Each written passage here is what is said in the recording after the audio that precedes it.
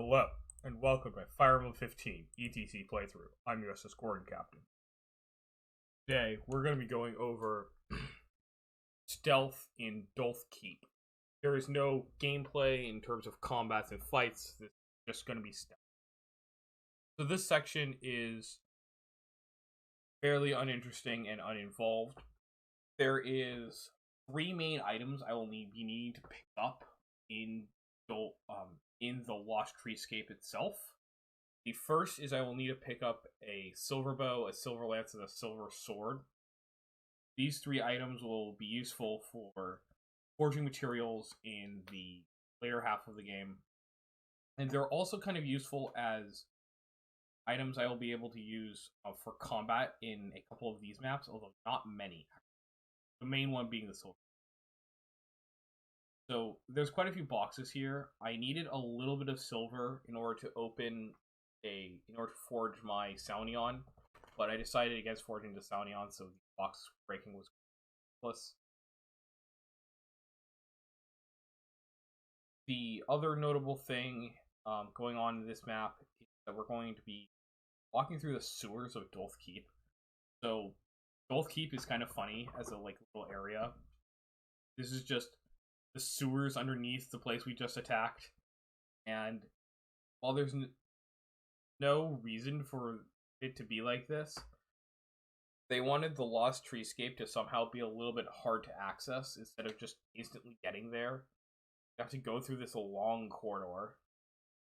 There's just like a secret cave entrance to this secret area. So up there we got to see the Mass Knight Conrad joining our party. So Conrad's kind of a cool guy. He has a horse, which you would think would be really bad, but there's actually only 6 maps left in the whole game, and only one of them has any swamp or desert tiles. So Conrad's actually surprisingly good in the sections he actually exists. He also has really good resistance, so he can use a Saunion very well compared to other player units, and he has really good speed and strength, so he actually hits fairly hard.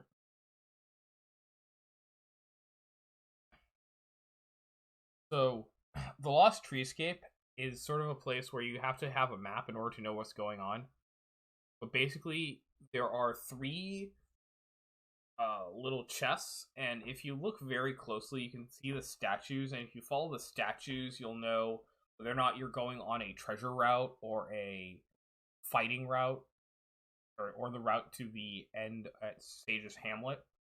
Stealthing through this area is kind of a bit of a hit or miss, because there are certain enemies which for some unknown reason will move into areas guarded with treasure chests. Normally enemies, like this Arcanist here, is in the treasure chest room, and normally enemies do not like to be in treasure chest room.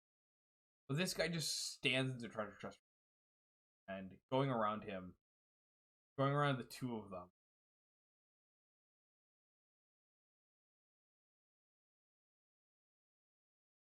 is not a very easy task. There is actually no real way to just get around them. The Metal Gear Solid 4 mechanics in this game are just awful, and so the best way to stealth through something is to just press A. And because I pressed A late, I have to evacuate, which kind of sucked. It means this took way too long. So the Metal Gear Solid mechanics of this game are just not very good. And so, since Celica has terrible handling and horrible frame data, if you make a single input mistake, you just have to go back every time.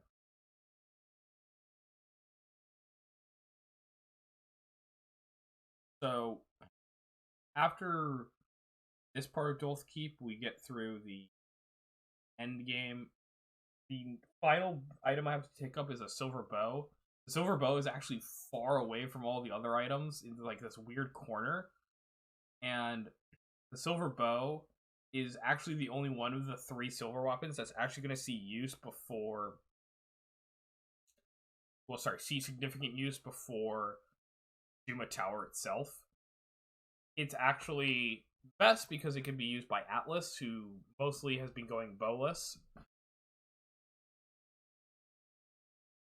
Then in Duma Gate itself, we will have to use a couple of items that we just forged. And one of the items that I plan on forging is the Silver Lance. I want to finish forging that. I also ideally would have forged the Saunion, but I didn't want to forge the Saunion any more than I already have because I didn't have the money for that.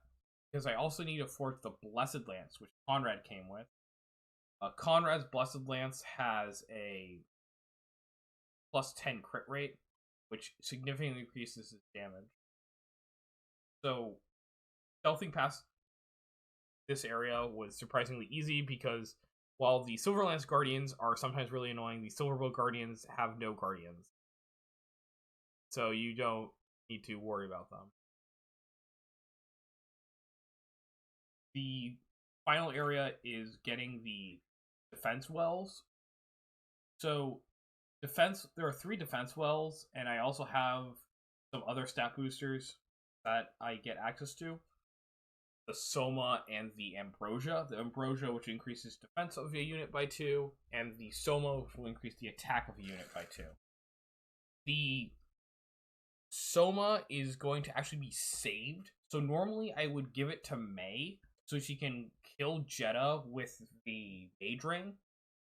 But in a somewhat weird twist, I'm actually going to be keeping it so I can give it to Silk so she can use it in the...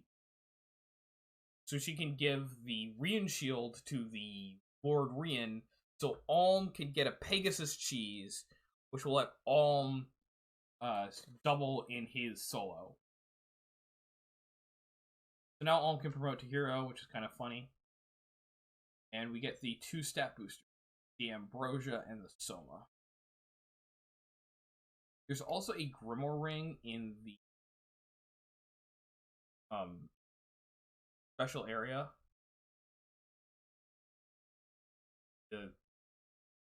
Not the Smith. In library, I think it's called. And in that Grimoire ring is not going to be very useful initially. Meeting hall, sorry. The Grimoire ring is not going to be very useful right away, but in Jeddah's map is going to be critical for killing Jeddah, and so it will enable May to get a little bit more attack, which is highly necessary.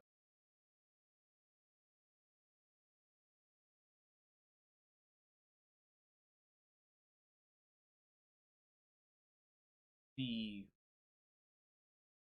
map, the Smithy trip, not recorded.